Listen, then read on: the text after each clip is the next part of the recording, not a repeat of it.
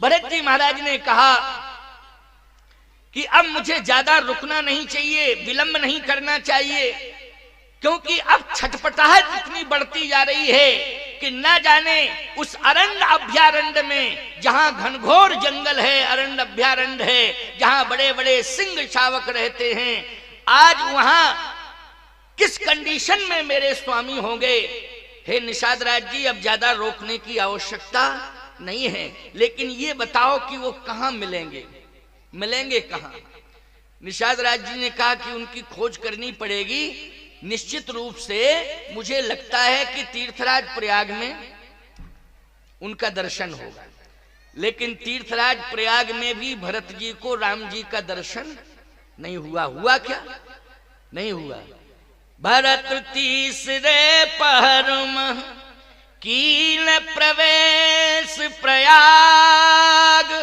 जैसे प्रयाग में प्रवेश किया तो भगवान राम को पुकारने लगे, कहत राम सिय राम सिय,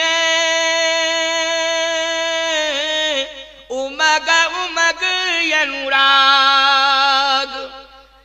कहत राम सिय राम सिय राम सिय राम सिय, सीताराम सीताराम सीताराम सीताराम।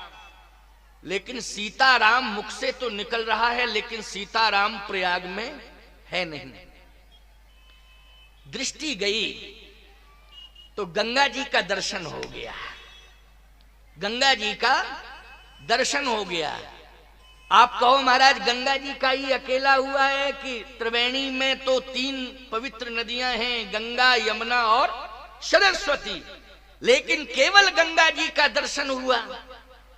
ऐसा क्यों बोल रहे हैं आप? मैं नहीं बोल रहा हूं, रामायण का प्रमाण है। देखत श्यामल धवल, तो श्यामल का अर्थ है श्याम वर्ण वाली यमुना, और धवल का मतलब है श्वेत वर्ण वाली गंगा। ये अर्थ हुआ। बोलो हुआ कि नहीं हुआ? देखत श्यामल धवल हिलोरे, ओ पुलक शरीर भरत कर जोरे। श्याम वर्ण वाली यमुना और श्वेत वर्ण वाली गंगा, इन दोनों को भरत ने देखा। याद रखना, श्याम वर्ण वाली यमुना में प्रभु राम का दर्शन कर रहे हैं, और श्वेत वर्ण वाली गंगा में मां जानकी का दर्शन भरत कर रहे हैं। बस यही अनुभव हो रहा है कि श्याम वर्ण वाली यमुना, तुम रवि तनया हो, सूर्य पुत्री। बोलो सूर्य पुत्री है कि नहीं? भगवान ने किस वंश को स्वीकार किया? जल्दी बोलो। सूर्य वंश को स्वीकार किया कि नहीं? और सूर्य पुत्री कौन है? यमुना जी। एक बात और बताएं आपको, गंगा जी भगवान के पदनख से निकली हैं, भगवान के पदनख से गंगा निकली हैं। श्री किशोरी जी जब वन में रही तो प्रभु पद धर ही अनल समानी, भगवान के चरणों का ध्यान करते हुए अग्नि में समाहित हुई। इसका मतलब है कि अग्नि में बाद में समाहित हुई, पहले तो भगवान के चरणार बिंदों में उनका वास हो गया।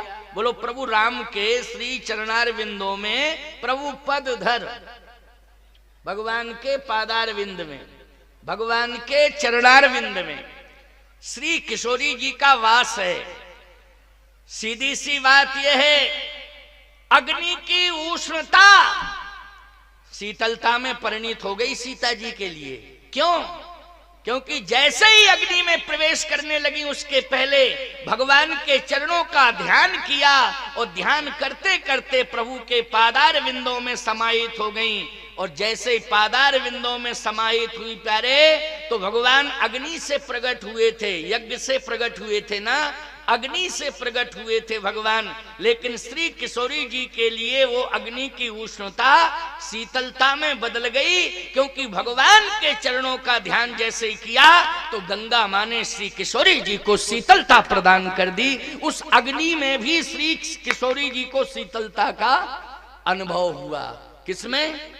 अग्नि में किशोरी जी को किसका अनुभव हुआ? शीतलता का अनुभव हुआ। अच्छा बोलो, ये सामर्थ्य परमात्मा में है कि नहीं? अग्नि में भी शीतलता का अनुभव हो। ये किसमें सामर्थ्य है? बोलो जल्दी। परमात्मा में सामर्थ्य है, ये ईश्वर में सामर्थ्य है। अघटित घटनापटी ऐसी जो असंभव को संभव कर दे, वही है परमात्मा। बोलो है कि नहीं? जो असंभव को संभव कर दे।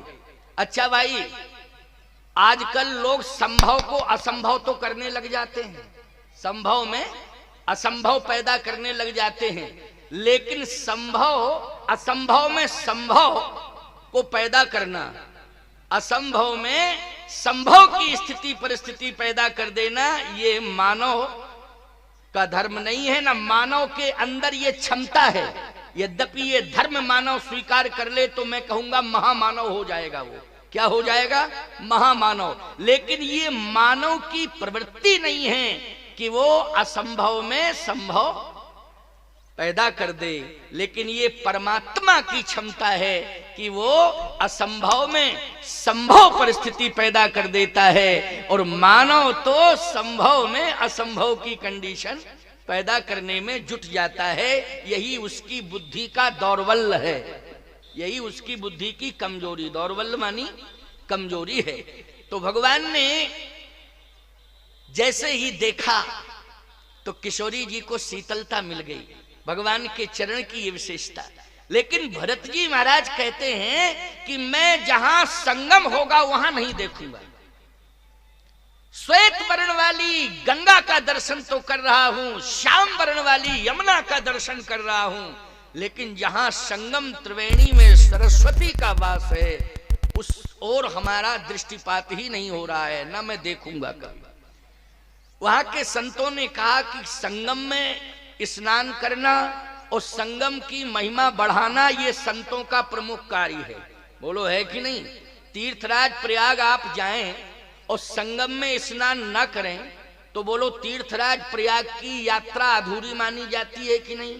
लोग यही कहते हैं कि क्या फायदा हुआ तीर्थ में प्रयागराज जाने का, जब तुम त्रिवेणी संगम में स्नान नहीं किए, दर्शन नहीं किए, तो क्या फायदा।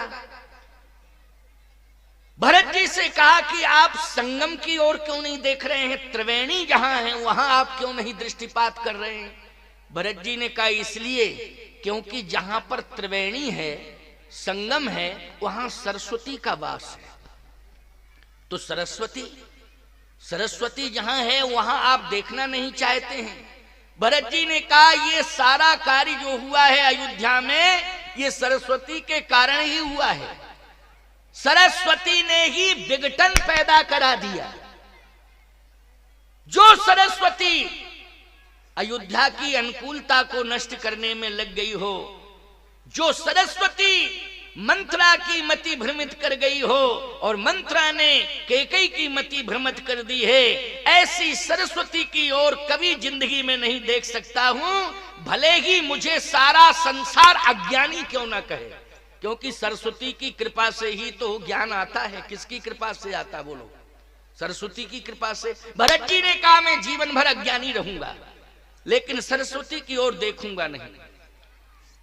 अब वहां जो संत थे उन्होंने कहा कि सरस्वती अगर ना आई होती प्रयाग में तो त्रिवेणी कहां से होता? बोलो भाई, त्रिवेणी और सरस्वती के कारण ही बोलो तीर्थराज प्रयाग, गंगा यमुना और सरस्वती संसार में, पूरे संसार में बोलो ये पुनीत, ये महानदियां, पवित्र नदियां, पुनीत नदियां हैं गंगा यमुना और सरस्वती। ईमानदारी से बताओ विश्व की धरती पर तीनों एक साथ कहां प्रकट हुई हैं? बोलो, तीनों एक साथ केवल प्रयाग ही में है ना, तीर्थराज प्रयाग में। इसके अलावा कहीं हो तो बताइए आप। केवल प्रयाग में है, केवल प्रयाग में। और प्रयाग की इतनी बड़ी महिमा है कि सरस्वती और यमुना, इन दोनों को गंगा जी ने अपने में समाहित कर लिया और जाकर के गंगा जी सीधी गंगा सागर पहुंच गई लेकर के। बोलो, गंगा जी कहां ले गई? यमुना जी को, सरस्वती जी को। और यही नहीं, बहुत सारी नदियां, कई सौ नदियों को अपने साथ, क्योंकि बहुत सी नदियां यमुना जी में मिली हैं। बोलो, मिली हैं कि नहीं मिली हैं? बहुत सी नदी यमुना जी लेकर के आई हैं। हमारे यहाँ प्रमाण मिलता है बुंदेलखंड में एक पच नद है, पंच नद उसको बोलते हैं, पंच नद, उसको अपभ्रंश में पचनदा पचनदा पंचनदा इस तरह से, लेकिन पंच नद है वो। 5 नदियां यमुना जी, जहां पर महर्षि वेदव्यास का जन्म हुआ है कालपी, उस कालपी के ऊपरी भाग में यमुना जी में 5 नदियां समाहित हो गई। यमुना जी वहीं से लेकर के चली यमुना जी, और जाके प्रयाग में सीधी गंगा में मिल गई। बोलो मिल गई यमुना जी की नहीं? तो गंगा जी यमुना जी को, सरस्वती जी को, अनंत नदियों को अपने साथ ले गई। कहां? गंगा सागर ले गई। तो कहा ऐसी महत्वपूर्ण जगह, तीर्थों के राजा प्रयागराज हैं, आप जो है संगम में स्नान नहीं कर रहे हैं, संगम की ओर नहीं देख रहे हैं, इससे बड़ा दुर्भाग्य और क्या होगा। भरत जी ने कहा सावधान, मुझे भले ही संसार अज्ञानी क्यों ना कहे, मुझे इसके लिए घोर पातक क्यों ना लगे, मैं सब कुछ सहने को तैयार हूं, लेकिन जहां सरस्वती का वास है वहां दृष्टिपात नहीं करूंगा, नहीं करूंगा। वहां के महात्माओं ने भरद्वाज जी से शिकायत की कि सरस्वती जी की इतनी बड़ी निंदा, इतना बड़ा अपमान, इसका मतलब है प्रयाग की महिमा पर बहुत बड़ा लांछन लगने जा रहा है, और प्रयाग की महिमा में बहुत बड़ा प्रश्न चिन्ह उठने जा रहा है। वो आगे चल करके तीर्थराज प्रयाग पर लोग यही टिप्पणी करेंगे जो भरत जी आज टिप्पणी कर रहे हैं, क्योंकि आगे के जो राम भक्त होंगे वो संपूर्ण राम भक्त निश्चित रूप से इस बात को कहेंगे कि भरत जी से बड़ा कोई दुनिया में राम भक्त नहीं था, और जिन भरत ने त्रिवेणी का बहिष्कार कर दिया है, उस त्रिवेणी में हमको स्नान करने की कोई आवश्यकता नहीं है। आगे चल करके बहुत बड़ी विडंबना पैदा होगी। आप समझा दो भरत को कि सरस्वती की निंदा ना करें, सरस्वती की निंदा ना करें। भरद्वाज जी ने कहा समझा रहा हूं। भरद्वाज जी समझाने लगे, तुम गलान जन जिए करहु, समुझ मात कर तूत, और तात के कई दोष नहीं, गई गिरा मति धूत। महात्माओं ने कहा आपने तो और मोहर लगा दी, आपने तो और सिग्नेचर कर दिया, मोहर लगा दिया सरस्वती के लिए। हम लोग तो यही समझ रहे थे कि भरतई जी विरोध में बोल रहे, लेकिन आपने भी कह दिया गई गिरा मति धूत। तुम गलान जन जिए करहु, समुझ मात कर तूत, और तात के कई दोष नहीं, गई गिरा मति धूत। ये सरस्वती ने ही किया है। भरत जी की आंखों में और आंसू बढ़ गए। कहा धन्य है महाराज, धन्य है भरद्वाज जी महाराज, आपको अनंत बार प्रणाम करता हूं। महात्माओं ने कहा, तीर्थराज प्रयाग के महात्माओं ने कहा कि ये बात बिल्कुल समझ में नहीं आ रही है।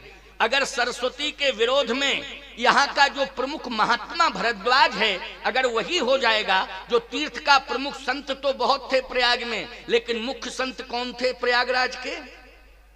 भरद्वाज जी। बोलो थे कि नहीं?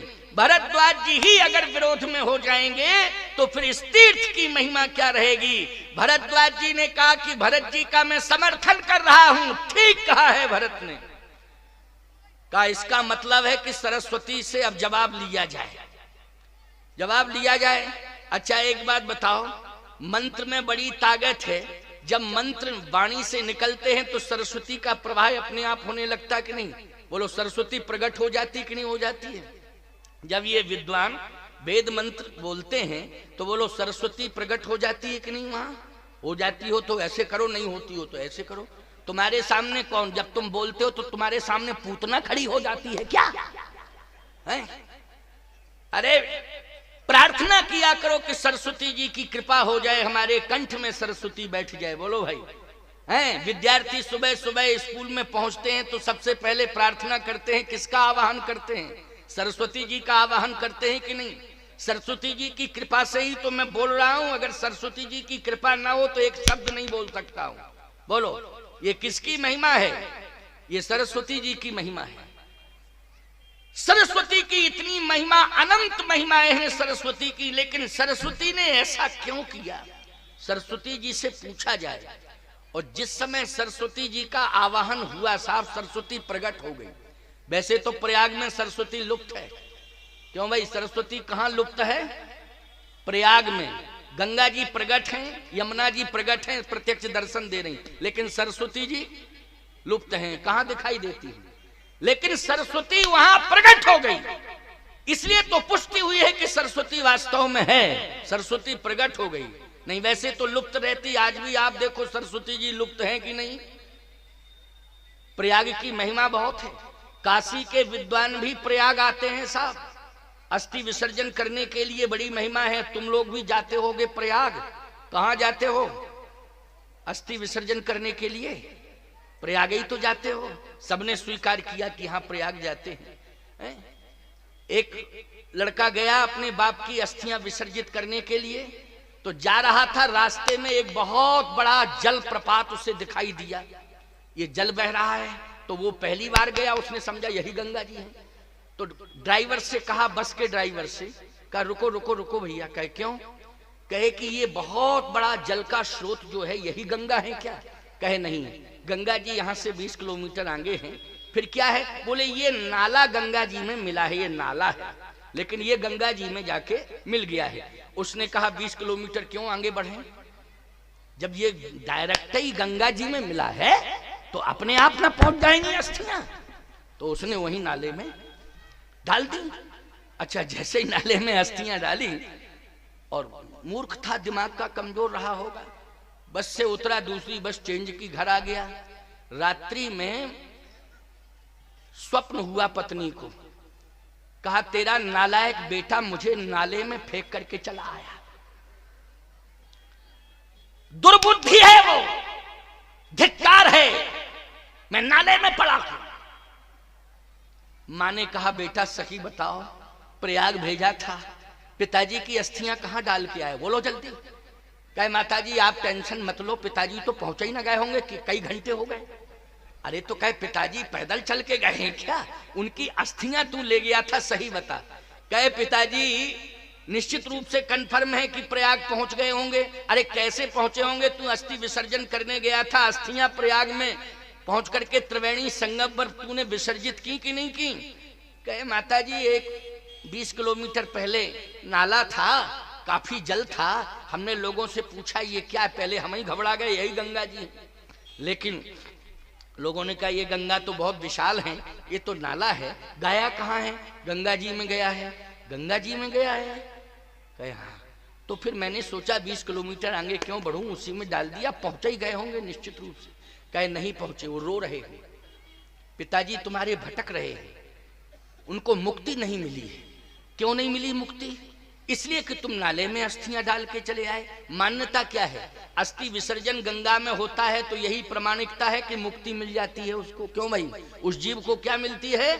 मुक्ति मिल जाती है। तो मुक्ति के लिए जाते हो आप सब, लेकिन तू नाले में डाल के चला आया, धिक्कार है तुझे।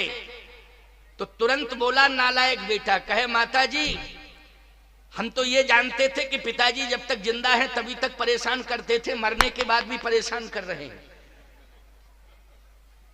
60 किलोमीटर यहां स्वप्न देने चले आए, 20 किलोमीटर गंगा में नहीं पहुंच पाए, यहां चले आए 60 किलोमीटर बैक होके, वहां 20 किलोमीटर नहीं जा पाए गंगा जी में, और यहां जिंदा में भी जिंदा में तो करते ही थे परेशान, मरने के बाद भी परेशान कर रहे हैं। सावधानी से सुनना, मेरी बात को ध्यान से सुनना। हिंदू सनातन धर्म ही एक ऐसा है प्यारे, जो माता पिता के प्रति पहला समर्पण बताता है। हिंदू वैदिक सनातन धर्म ही ऐसा है जो मातृ देवो भव, पितृ देवो भव, आचार्य देवो भव। बोलो भाई, माता पिता का सम्मान करना सीखो, ये हमारा वेद कहता है, परमात्मा की वाणी है, ये वेद वाणी है कि माँ बाप का सम्मान करना चाहिए। लेकिन आज बड़ी विडंबना है, बड़ी विडंबना है आज माँ बाप के प्रति किस प्रकार का भाव। सावधान, पितृपक्ष एक सनातन धर्म की मान्यता है। सनातन संस्कृति में 15 दिन तक पिता को, माता पिता को बोलो जल दिया जाता है कि नहीं? जल्दी बोलो, दिया जाता? तुम लोग देते हो कि नहीं? तर्पण करते हो कि नहीं करते हो? कौन सा महीना होता है वो, जल्दी बोलो? कुंवार का। हम भी जानते थे, लेकिन हम तो तुमसे पूछ रहे थे कि खाली है ही कर रहे हो कि तुम लोग जानते भी हो, लेकिन नहीं, हम तो जानते नहीं है कि कौन सा महीना होता है वो। हमको ये पता नहीं है, लेकिन पूछ लेते हैं कि हाँ सही बात है कि नहीं। 15 दिन तक किसी संस्कृति को यह सौभाग्य नहीं मिला है। इसलिए मैं कहता हूं कि औरंगजेब ने अपने बाप को तड़पा तड़पा के मारा था, बिना पानी के पानी नहीं दिया था, और तड़प तड़प करके उसने प्राण छोड़े थे, बिना पानी के प्यासा मारा। हमारी बात सुन रहे होंगे लोग और कह भी रहे होंगे कि स्वामी जी इस्लाम का विरोध कर रहे हैं। मैं इस्लाम का विरोध नहीं कर रहा हूं। इस्लाम के अनुयायी पहले इतिहास पढ़ के देखें, जो इतिहास में लिखा है उसी का वर्णन मैं कर रहा हूं। मैं अपनी तरफ से कोई बात नहीं कह रहा हूं। बिना पानी के तड़पा तड़पा करके मारा था, प्यासा मर गया वो। जिंदा बाप को पानी नहीं दिया, बिना पानी के तड़पा तड़पा के मारा। जब मरने लगा तो क्या कहता है अल्लाह, एक वो सनातन धर्म है और एक इस्लाम धर्म है। इस्लाम में मेरा जन्म हुआ, मेरी संतान इस्लाम धर्म की अनुयायी है, इस्लाम की अनुयायी है, लेकिन इस धर्म में मुझे जिंदा में पानी पीने को नहीं मिल रहा है। बिना पानी के तड़पा तड़पा करके मेरी औलाद मुझे आज मार रही है। लेकिन मैं आज यही मांगता हूं कि अगला जन्म यदि मेरा हो तो सनातन धर्म में हो, क्योंकि जहां मरने के बाद भी पिता को पानी दिया जाता है। हर वर्ष पानी मरने के बाद 15 दिन दिया जाता है। बोलो ये कौन सा धर्म है? सनातन धर्म है सनातन धर्म की नहीं। इसलिए मैं कहता हूं भैया, सनातन धर्म के प्रति समर्पित हो जाओ और भगवान से यही प्रार्थना करो। एक ईसाईयत का प्रचार करने के लिए आए थे अपने भारत में, आपको मालूम है उनका क्या नाम था? आप कहोगे महाराज जी आप ही बता सकते हो। डॉक्टर फादर कामिल बुल्के। हाँ, ये बेल्जियम से आए थे ईसाईयत का प्रचार करने के लिए भारत में। अब मैं सुन लो कान खोल करके जरा। कान वैसे तुम्हारे खुले ही हैं, लेकिन कभी कभी बंद किए रहते हो मानसिकता से। वैसे तो सबके ही कान खुले हैं, है ना, लेकिन मानसिकता से बंद कर लेते हो। बेल्जियम से आए थे डॉक्टर फादर कामिल बुल्के, ईसाईयत का प्रचार करने के लिए आए थे। भारत में जैसे ही आए तो उन्होंने कहा कि गांव में शिक्षा का अभाव है, गांव में शिक्षा का अभाव है, प्रभावित गांव के लोगों को करना चाहिए, तो पहले गांव में प्रवेश किया जाए। तो जिस गांव में प्रवेश किया ईसाईयत का प्रचार कर, ईसाई धर्म का प्रचार करने के लिए, ईसाईयत का प्रचार करने के लिए जिस गांव में प्रवेश किया, उस गांव के एक चौपाल पर, चबूतरे पर रामायण पढ़ रहे थे लोग बैठे बैठे। पहले पुरानी परंपरा में गांव गांव में बोलो रामायण पढ़ी जाती थी कि नहीं? 10-20 लोग बैठ जाते थे, रामायण बीच में रखी रहती थी। अब परंपरा हो चाहे ना हो, लेकिन पहले थी परंपरा की नहीं। अब परंपरा थोड़ी बदल गई, थोड़ी क्या ज्यादा बदल गई। अब जिस गांव में घुसो उस चौपाल पर ताश खिलते हुए नजर आते हैं, ताश खिल रहे हैं। ताश खेलने के बाद लोग उदास जिंदगी लेके जाते हैं। बोलो जाते हैं कि नहीं? ताश के बाद जब आप घर जाते हो ताश खेलने के बाद, तो जीवन उदास हो जाता है, और रामायण पढ़ने के बाद जीवन में उल्लास आ जाता है, प्रसन्नता आ जाती है। ये रामायण का प्रभाव है। तो जैसे ही डॉक्टर साहब ने प्रवेश किया, फादर कामिल बुल्के ने, तो गांव के चौपाल पर, चबूतरे पर लोग रामायण पढ़ रहे थे। वो दूर बैठ गए। इतनी श्रद्धा देखी गांव के लोगों में कि आंसू बहा रहे थे गांव के लोग। जिस समय रामचरितमानस की चौपाइयों का गायन हो रहा था, और उस समय संयोग था कि ये चौपाई निकल पड़ी प्रसंग में, धन्य जन्म जगती तलतासु, ओपितहि प्रमोद चरित सुन जासु। ये चौपाई उनके कान में पहुंची, अर्थ निकल गया कि धन्य है वो संतान जिसके कर्तृत्व और व्यक्तित्व से प्रभावित होकर माता पिता प्रसन्न होते हैं। धन्य है वो संतान, धन्य है वो संतान जिसके कर्तृत्व और व्यक्तित्व से माँ बाप प्रसन्न होते हैं। ईमानदारी से बताओ, बेटा आपका अच्छा काम करे तो प्रसन्नता होती है कि नहीं होती है? कोई भी माँ बाप ये नहीं चाहते हैं कि हमारे बेटे हमको 56 प्रकार के व्यंजन खिलाएं। बुढ़ापे में कोई व्यंजन पचता है? पहले ये बताओ, हैं? 56 प्रकार के व्यंजन कोई खाने के बुढ़ापे में पचता है? ईमानदारी से बताओ, बोलो, हैं? पहले 5 किलो रबड़ी पचा जाते थे लोग, लेकिन बुढ़ापा आ गया, बोले अब एक समोसा हजम नहीं कर पा रहे, बड़ी समस्या खड़ी हो रही है ना? लेकिन मैं एक ही बात कहना चाहता हूं, व्यंजन परोस करके माँ बाप को खिलाओगे उतनी प्रसन्नता नहीं होगी, लेकिन माँ बाप के सामने आचरण करके दिखाओगे तो अत्यधिक प्रसन्नता होगी माँ बाप को कि मेरा जीवन धन्य हो गया, कि मेरी संतान आचार विचार स्वीकार कर चुकी है। बोलो, आचार विचार स्वीकार कर चुकी है। आचार विचार से युक्त जीवन मेरी संतान का है, इससे बड़ी उपलब्धि और दूसरी कोई हो नहीं सकती है। तो धन्य है वो माँ बाप जो बेटे के कर्तृत्व से प्रसन्न होकर के आज अपने आप को धन्य धन्य कृतकृत्य मान रहे हैं और ये कह रहे हैं कि आज बेटे के कर्तृत्व और व्यक्तित्व को देख करके, इसकी करनी सदाचरण को देख करके आज मेरा जीवन इस धरती पर आना धन्य हो गया है। आज मेरा धरती पर आना धन्य हो गया है, मेरा जीवन धन्य हो गया है।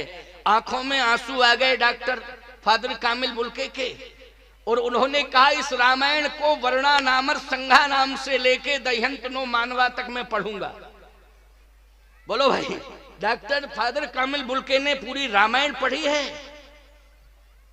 एक बुल्के रामायण भी है, बोलो है कि नहीं?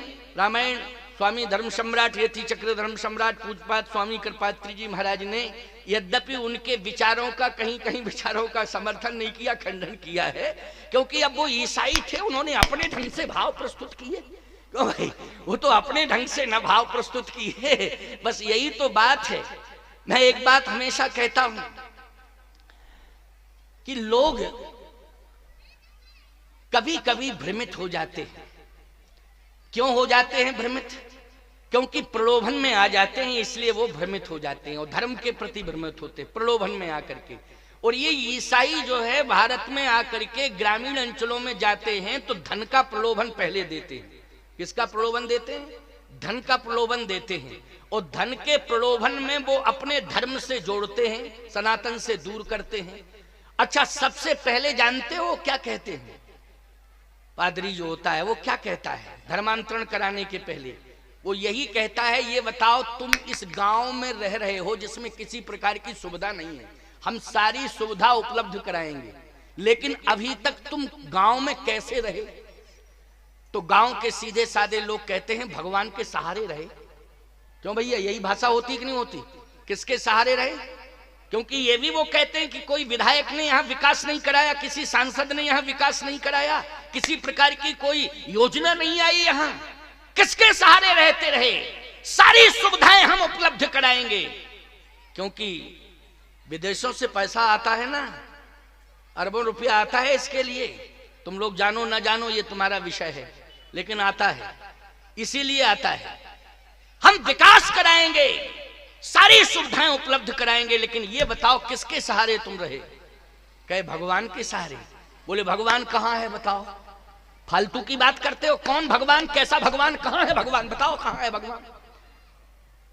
तो एक गांव का व्यक्ति खड़ा होके बोला, बोले भगवान हमारे घर में है। अच्छा लाओ जरा घर में कहाँ है भगवान। तो गया, अंदर एक छोटा सा उसने अलमारी बनवा रखा था, उसमें लड्डू गोपाल, क्यों होते हैं ना घरों में लड्डू गोपाल छोटे छोटे, सबके घरों में होते हैं। पहले ये बताओ। हाँ हाँ, कह तो ऐसे रहे हो लेकिन जिनके घरों में नहीं है वो अपने घर में जरूर रखें, भगवान की पूजा किया करें, छोटा स्वरूप रखने में कोई दिक्कत नहीं है। तो लड्डू गोपाल रखे थे, ले आया, कहा ये है हमारे भगवान। ओ हो, ये भगवान है? क्या करते हैं ये तुम्हारे भगवान? तो उसने कहा ये डूबने से बचाएंगे, जब हम लोग भव सागर में डूबेंगे तो यही भगवान इनकी सेवा इसलिए कर रहे हैं कि जब हम डूबने लगेंगे तो ये हमें बचाएंगे। तो उस पादरी ने कहा एक बाल्टी पानी लाओ, पहले सागर में तो बहुत जल होता है, पहले एक ही बाल्टी पानी लाओ। जैसे ही एक बाल्टी पानी मंगाया, आप देखो सीधे साधे लोग हैं, कहा कि इसमें डालो इस मूर्ति को। लड्डू गोपाल को जैसे ही डाला, धातु की मूर्ति है भैया, वजन होता कि नहीं? अब बोलो जल में डूबेगी मूर्ति कि नहीं? तुरंत मूर्ति डूब गई। बोले कहो जो भगवान एक बाल्टी भर पानी में डूब गया वो भवसागर से डूबने से बचा सकता है? कौन भगवान बचाएगा? यीशु लकड़ी के थे निकाले, देखो ये डूबने से बचाएंगे। अब लकड़ी पानी में डूबती है कि तैरती है? जल्दी बोलो, क्या करती है लकड़ी? पानी में तैरती है, डूबेगी क्या? कहे देखो ये भगवान।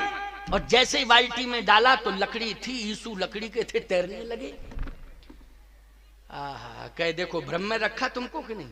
ये भगवान तुम्हें डूबने से बचाएगा, क्योंकि खुद नहीं डूबा और वो भगवान डूब गया, वो क्या तुम्हें डूबने से बचाएगा? उसी समय इसलिए कहता हूं कि जो विद्वान संत ब्राह्मण हो उनसे गांव को जोड़े रहो, गांव को उनसे जोड़े रहो, वो गांव से जुड़े रहें।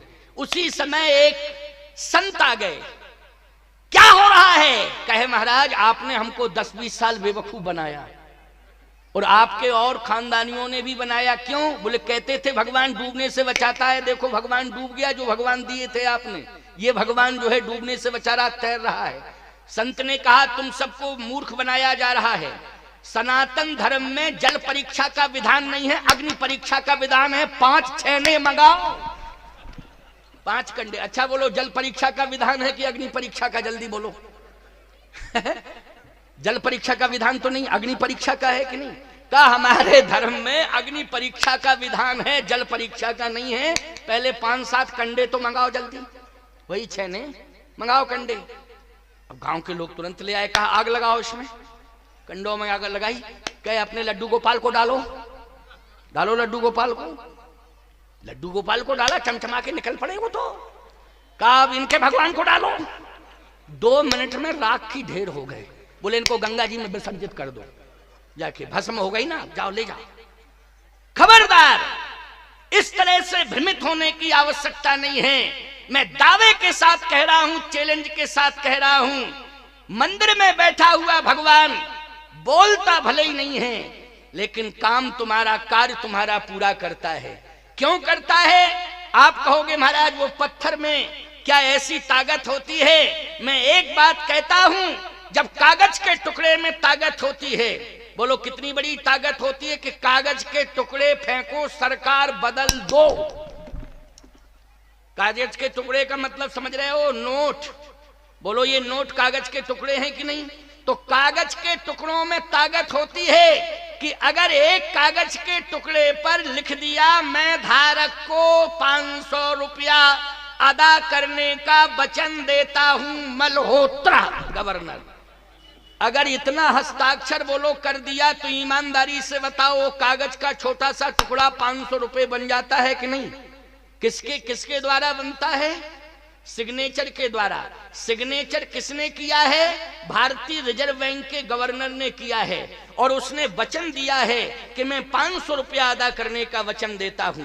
तो एक छोटे से कागज के टुकड़े पर भारतीय रिजर्व बैंक के गवर्नर ने, अर्थात किसी गवर्नर ने हस्ताक्षर कर दिया तो वो कागज ना हो करके कागज का टुकड़ा नोट बन जाता है। इसी प्रकार से पत्थर में वेद मंत्रों के द्वारा, धातु में वेद मंत्रों के द्वारा प्राण प्रतिष्ठा कर दी जाती है, तो वो पत्थर और धातु ना हो के वो परमात्मा के रूप में परिणित हो जाता है। ये हमारे सनातन संस्कृति का संदेश है।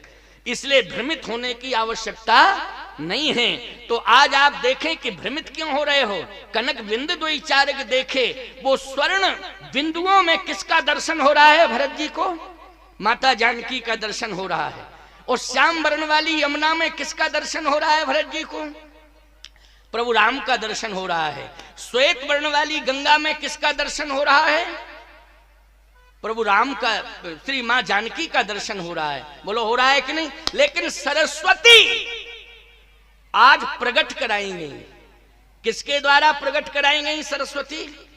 वेद मंत्रों के द्वारा आवाहन किया सरस्वती का। और जैसे ही आवाहन किया, बोलो यज्ञ मंडप में आप देवताओं का आवाहन करते हो तो वेद मंत्रों के माध्यम से देवता आ जाते कि नहीं आ जाते? कहां आते हैं? वहीं आ जाते हैं, आवाहन करने पर आते हैं। विश्वास की बात है। किसकी बात है? विश्वास की। आ जाते हैं। ऐसे ही सरस्वती जी का आवाहन किया तो सरस्वती जी प्रकट हो गई। जैसे प्रकट हुई तो सभी संतों ने हाथ जोड़ के कहा, सरस्वती जी आपको कलंक मिल रहा है। क्यों? क्या बात है? कहे भरद्वाज जी महाराज ने भी अभी अभी कह दिया, तात के कई दोष नहीं गई गिरा मति धूत। ये सरस्वती ने ही किया है। तो सरस्वती जी आपने ऐसा क्यों किया? सरस्वती बोली, मेरा बयान सुनो।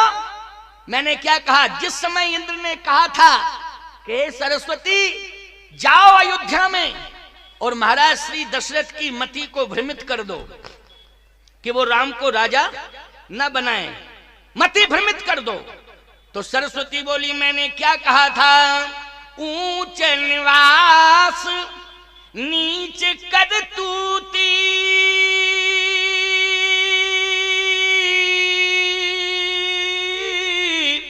और देख न सकई पराई विभूति। मैंने इंद्र के विरोध में बयान दिया था।